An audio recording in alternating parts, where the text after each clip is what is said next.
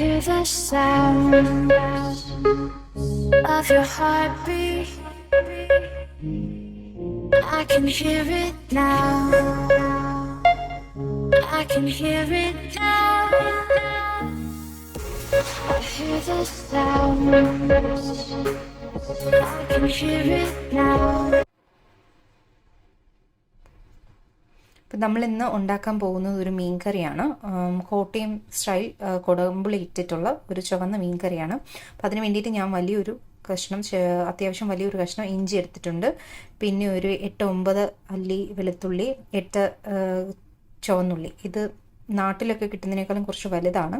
അപ്പോൾ അത് നമ്മൾക്ക് ക്വാണ്ടിറ്റി ചെറിയ ചുവന്നുള്ളിയാണെങ്കിൽ കൂടുതൽ എടുക്കാൻ ശ്രദ്ധിക്കണം. പിന്നെ സവോളയാണെങ്കിൽ ഒരു വലിയതാണെങ്കിൽ ഒരു വലുത്, അല്ലെങ്കിൽ ഒരു 2 എണ്ണമൊക്കെ എടുക്കാം. പിന്നെ ഒരു 3 തണ്ട് കറിവേപ്പില, ഒരു തക്കാളി, ഇത് ഓപ്ഷണലാണ്, ചെറുതായിട്ട് അരിഞ്ഞത്.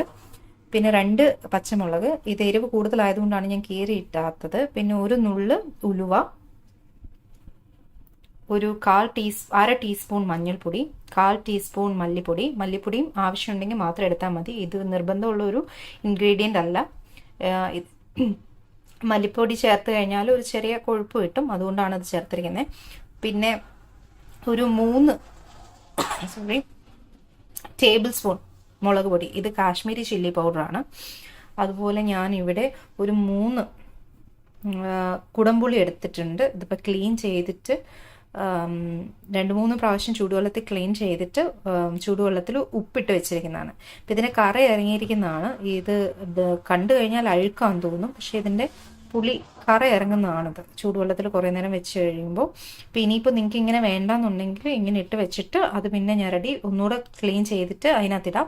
പക്ഷെ ഞാൻ ഇത് പ്രിഫർ ചെയ്യും, കാരണം ഇതിൻ്റെ പുളിയാണ് അത് ഇറങ്ങുന്നത്. പിന്നെ കടുക്, ആവശ്യത്തിന് വെളിച്ചെണ്ണ ഞാനൊരു 2 ടേബിൾ സ്പൂണാണ് എടുക്കുന്നത്.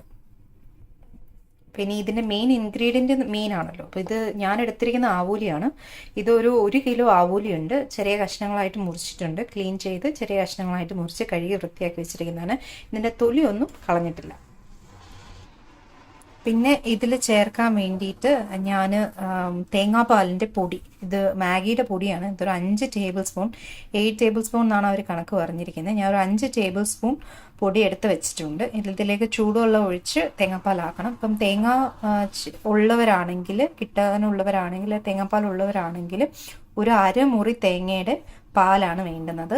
അത് ആദ്യം 2ാം പാലെടുത്ത് ഒഴിച്ച് മീൻ കറി തിളച്ച് കഴിയുമ്പോൾ 1ാം പാല് ചേർക്കണം. അങ്ങനെയാണ് ഇത് ചെയ്യുന്നത്. ഇപ്പം എനിക്ക് തേങ്ങാപ്പാലായിട്ടില്ലാത്തത് കൊണ്ട് ഞാൻ പൊടിയാണ് ചേർക്കുന്നത്. ഇത് തേങ്ങാപ്പാൽ ചേർക്കുകയാണെന്നാണ് കുറച്ചും കൂടെ ടേസ്റ്റ്, കാരണം അതിൻ്റെ ആ ഒരു മണവും ഒക്കെ വരും. ഈ ഇഞ്ചിയും വെളുത്തുള്ളിയും ചുവന്നുള്ളിയും കൂടെ ഞാൻ ചതച്ചാണ് ചേർക്കുന്നത്. അപ്പോൾ നമുക്കിതൊന്ന് ചതച്ചെടുക്കാം. അപ്പോൾ ഇവിടെ ഇഞ്ചിയും വെളുത്തുള്ളിയും കൂടെ ഞാൻ ചതച്ച് വെച്ചിട്ടുണ്ട്. പിന്നെ ചുവന്നുള്ളിയും ഞാൻ അടിച്ചു വെച്ചിട്ടുണ്ട്. പക്ഷേ ഇത് ഞാൻ മിക്സിക്കകത്തിട്ട് അടിച്ചുകൊണ്ടാണ് ഇത് ഇത്രയും അധികം അരഞ്ഞ പേസ്റ്റ് പോലെ ആയിരിക്കുന്നത്. പക്ഷേ ഇത് കുഴപ്പമില്ല, ഇത് നന്നായിട്ട് ചതഞ്ഞ് കിട്ടിയിട്ടുണ്ട്. അപ്പം നമ്മൾ മോട്ടാറും പെസലൊക്കെ ഇട്ടിട്ടാണ്, കല്ലിലാണ് ചതയ്ക്കുന്നതെങ്കിൽ ഇത് നല്ലപോലെ ചതഞ്ഞ് കിട്ടും. കല്ലുള്ളവർ ചതച്ചെടുക്കുക. എൻ്റെ പാത്രം, നല്ല കറി വെക്കാനുള്ള പാത്രം നന്നായിട്ട് ചൂടായിട്ടുണ്ട്. ഇത് ചൂടാവാൻ കുറച്ച് ടൈം എടുക്കുന്നത് കൂട്ട് അടുപ്പാണ്, ഈ ഹോട്ട് പ്ലേറ്റിൻ്റെ അടുപ്പാണ്. അതുകൊണ്ടാണ് കുറച്ച് നേരം എടുക്കും ഇത് ചൂടായി. ഇപ്പോൾ ഇത് ചൂടായി വന്നിട്ടുണ്ട്. പിന്നെ ഇതിലേക്ക് വെളിച്ചെണ്ണ എടുക്കാം. ഇതിലേക്ക് ഒരു ടേബിൾ സ്പൂൺ വെളിച്ചെണ്ണ ചേർത്തിട്ടുണ്ട്.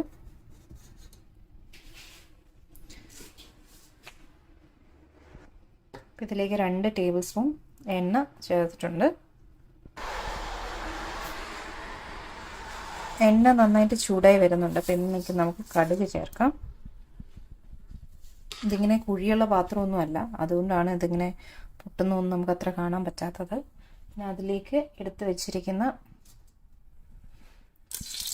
ഉലുവ,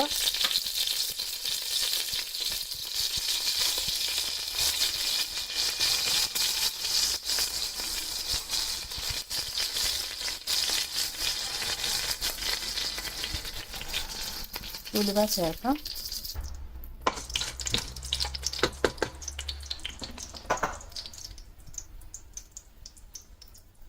ഉലുവയും കടുകൊക്കെ പൊട്ടി ഇപ്പോൾ ഒരു ചെറിയ ഉലുവയുടെയൊക്കെ നല്ല മണം വരുന്നുണ്ട് മൂക്കുന്നതിൻ്റെ. ഇതിലേക്ക് എടുത്ത് വെച്ചിരിക്കുന്ന ഇഞ്ചി വെളുത്തുള്ളി പേസ്റ്റും ഉള്ളിയും കൂടെ ചേർക്കാം. ആദ്യം ഇഞ്ചി വെളുത്തുള്ളി പേസ്റ്റ് ചേർത്ത് ഇത്തിരി നേരം വഴറ്റിയിട്ട് പിന്നെ ഉള്ളിയുടെ ചതച്ച ഉള്ളി ചേർക്കാം. അതായത് ഉള്ളി വെളുത്തുള്ളി പേസ്റ്റ് ഞാൻ ചേർത്തു. ഇപ്പം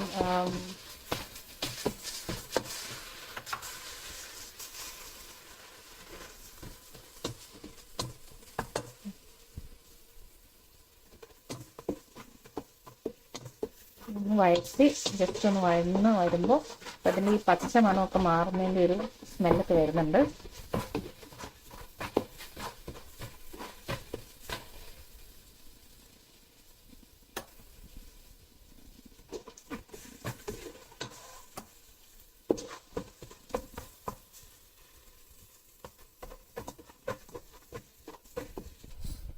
ഇപ്പം ഇഞ്ചി വെളുത്തുള്ളി പേസ്റ്റൊക്കെ നല്ലപോലെ വഴന്ന് അതിൻ്റെ ആ പച്ച മണമൊക്കെ ഒന്ന് മാറിയിട്ടുണ്ട്. ഇനി ഇതിലേക്ക് നമുക്ക് നമ്മുടെ ചതച്ച് വെച്ചിരിക്കുന്ന ഉള്ളി ചേർക്കാം. നമ്മൾ ഇതിലേക്ക് ആ ചതച്ച് വെച്ചിരിക്കുന്ന ഉള്ളി ചേർത്തിട്ടുണ്ട്. ഇത് നല്ലപോലെ വഴലണം.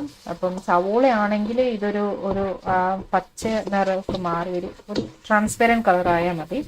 ഉള്ളി ആയതുകൊണ്ട് ഇത് നല്ലപോലെ വഴലണം, അല്ലെങ്കിൽ ഇത് വളിച്ചു പോകാനുള്ള ചാൻസ് കൂടുതലുണ്ട്.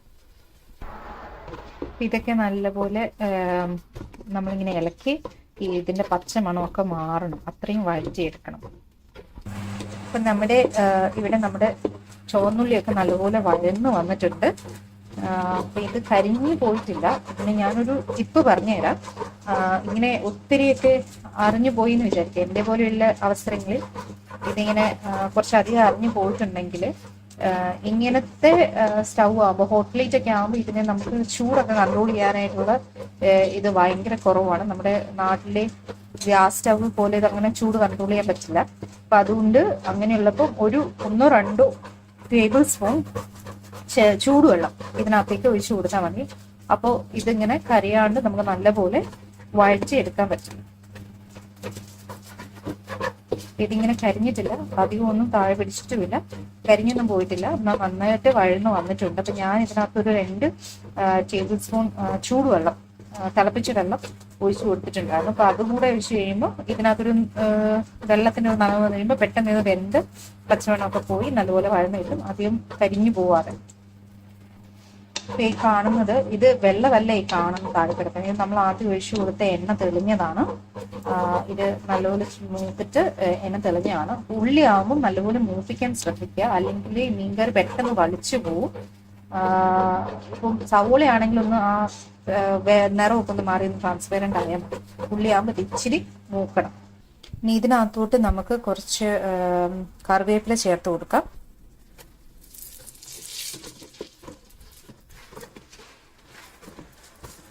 ഇതിലേക്ക് എടുത്തു വെച്ചിരിക്കുന്ന 2 പച്ചമുളക് ഇത് ഞാൻ കീറിയിട്ടില്ല. ഇനി 1 തക്കാളി അരിഞ്ഞു വെച്ചിരിക്കുന്നത് അതുകൂടെ ചേർക്കാം.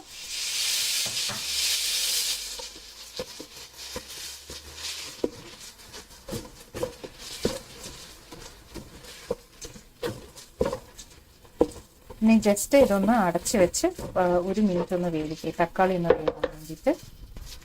അപ്പം ഇത് നല്ലപോലെ ഇപ്പം 1 മിനിറ്റ് വെച്ചിട്ട് ഈ നമ്മുടെ തക്കാളിയൊക്കെ നല്ലപോലെ വെന്ത് ഉടഞ്ഞിട്ടുണ്ട്. ജസ്റ്റ് ഒന്ന് ഉടച്ചു കൊടുക്കാം. നല്ലപോലെ വെന്തിട്ടുണ്ട്. അപ്പോൾ ഇനിയിപ്പോൾ ഇതിനകത്തേക്ക് നമ്മളുടെ പൊടികളെല്ലാം ചേർക്കണം. ജസ്റ്റ് ഇതെല്ലാം ഒന്ന് ഇതാക്കി. അപ്പം ഞാൻ തീ ഒന്ന് കുറച്ചിടാൻ പോവുകയാണ്.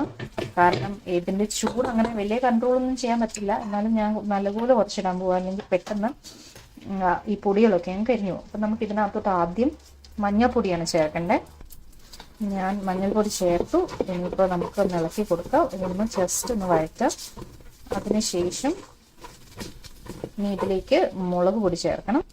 ഇതിലേക്ക് മുളക് പൊടി ചേർത്തിട്ടുണ്ട്. ഇനി ഇതൊന്ന് നല്ലപോലെ ഒന്ന് ഇളക്കി ഇതിൻ്റെ ആ ഒരു പച്ച ചുവയൊക്കെ ഒന്ന് മാറണം, കരിഞ്ഞു പോകാതിരിക്കാൻ ശ്രദ്ധിക്കുക. അതൊന്ന് ചൂടായിട്ടുണ്ട്. ഇതിപ്പോൾ നല്ല ചൂടായിട്ടിരിക്കുകയാണ് പാത്രം.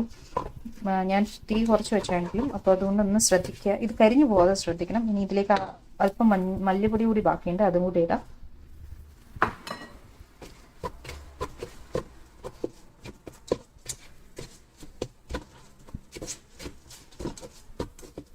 ഇത് നല്ല ചൂടായി. ഇതിപ്പം അതിൻ്റെ പച്ച മണമൊക്കെ മാറി നല്ല ഇതായിട്ടുണ്ട്. ഇനി ഇതിലേക്ക് നമുക്ക് വെള്ളം ഒഴിക്കാം. ഞാൻ ചെറുതായിട്ട് തിളപ്പിച്ച വെള്ളമാണ് ഇതിലേക്ക് ഒഴിക്കുന്നത്, പച്ച വെള്ളമല്ല.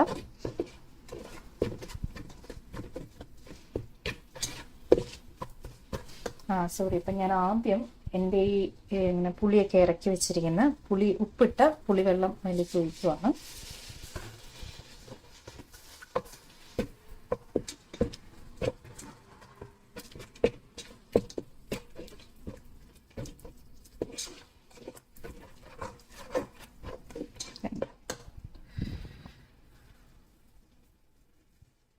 കണ്ടോ, നല്ല ഗ്രേവിയൊക്കെ നല്ല ടൈറ്റായിട്ട് വന്നിട്ടുണ്ട്. എല്ലാം കൂടി നല്ലപോലെ മിക്സായി കുഴഞ്ഞ് ഗ്രേവിയൊക്കെ നന്നായിട്ട് വന്നിട്ടുണ്ട്. ഇനി ഇതിനകത്തോട്ട് ഒരു 2 ഗ്ലാസ് വെള്ളം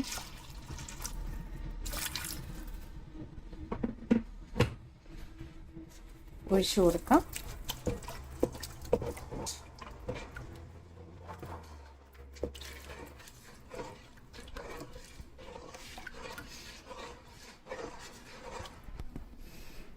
ഇപ്പോൾ 2 ഗ്ലാസ് വെള്ളം എന്നാണ് പറഞ്ഞത്. ഒരു 1/2 ഗ്ലാസ് വെള്ളം കൂടെ ഞാൻ ഒഴിച്ചിട്ടുണ്ട്. ഇനി ഇതൊന്ന് നല്ലപോലെ തിളച്ച് വരണം. ഇത് നല്ലപോലെ തിളച്ച് വന്ന് കഴിയുമ്പോൾ നമുക്കിതിനകത്തേക്ക് മീൻ കഷ്ണം ചേർത്ത് കൊടുക്കാം. അതെവിടെ ഇരുന്നങ്ങ് തിളക്കട്ടെ. അപ്പം നമ്മുടെ ഈ കറി ഇങ്ങനെ നല്ല തിളച്ച് വന്നിട്ടുണ്ട്. അങ്ങനെ ഒരു 2 മിനിറ്റും കൂടി ഇതിനെ ഒന്ന് തിളയ്ക്കാൻ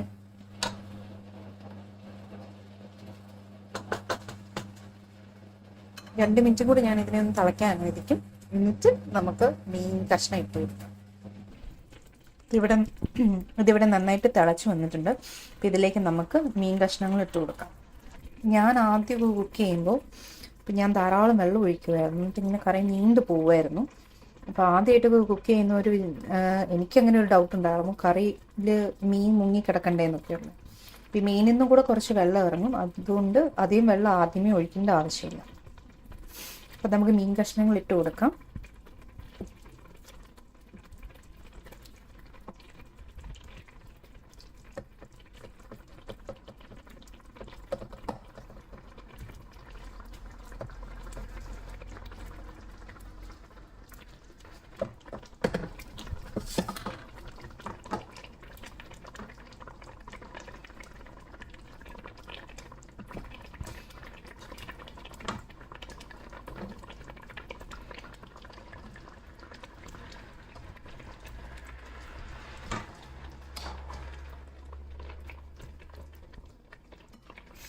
ഒന്ന് ജസ്റ്റ് ഒന്ന് ഇളക്കി 2 സൈഡിലും ഇത് പറ്റിച്ച്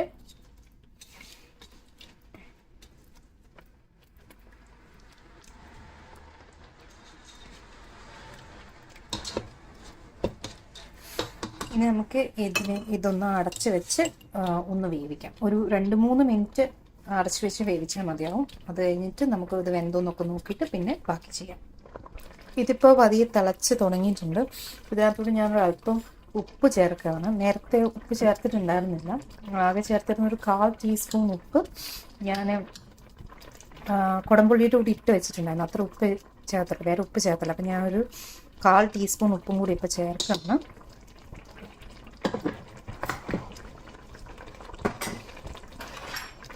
ഇനി ഇത് ഒന്നുകൂടെ അടച്ചു വെച്ച് ചെറിയ തീയിൽ കുറച്ച് നേരം ഒരു 1-1.5 മിനിറ്റും കൂടി ഒന്ന് വേവിക്കാം.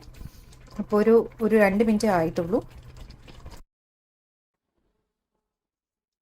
ഇതിപ്പോൾ ഇവിടെ ഏകദേശം വെന്ത് വന്നിട്ടുണ്ട്. ഇതിനകത്തേക്ക് നമുക്ക് തേങ്ങാപ്പാൽ ചേർക്കാം.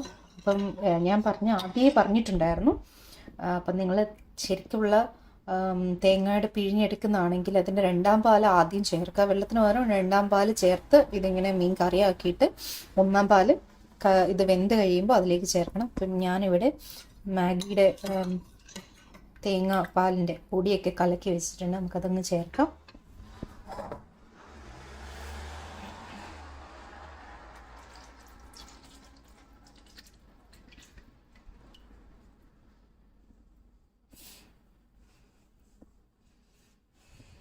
അപ്പോൾ ഈ ഇതിന് നല്ല നല്ല മണമൊക്കെ ഉണ്ട്, നല്ല വെളിച്ചെണ്ണയുടെ തേങ്ങയുടെ ഒരു മണമൊക്കെ ഉണ്ട്.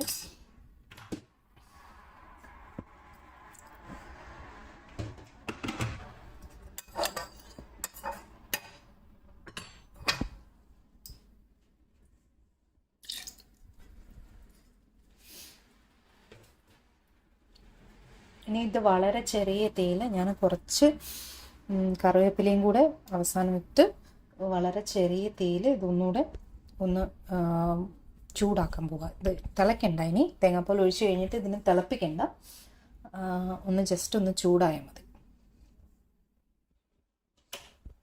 ഇത് അടച്ചു വെച്ച് ഒന്ന് ചൂടാക്കാം.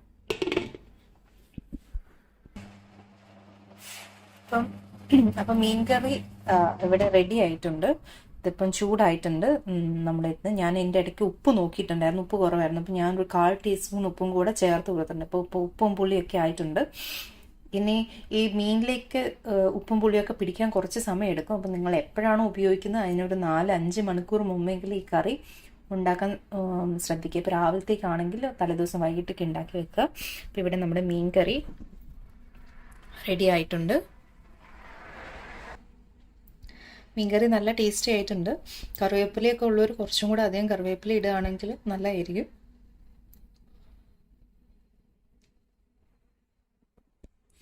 നമ്മളിങ്ങനെ ആദ്യം ഇഞ്ചിയും വെളുത്തുള്ളിയും ഉള്ളിയൊക്കെ അരച്ച് ചേർത്തുകൊണ്ട് നല്ല കൊഴുപ്പുണ്ട്, തക്കാളിയൊക്കെ ചേർത്തുകൊണ്ട് നല്ല കൊഴുപ്പുണ്ട് ഇതിൻ്റെ ചാറിന്. അപ്പോൾ ഇനി ഇത് ഇരുന്ന് വറ്റിക്കും തോറും ഇതിൻ്റെ ടേസ്റ്റ് കൂടി വരത്തേ ഉള്ളൂ. അപ്പോൾ എല്ലാവരും ട്രൈ ചെയ്ത് നോക്കുക. I hear the sound of your heartbeat.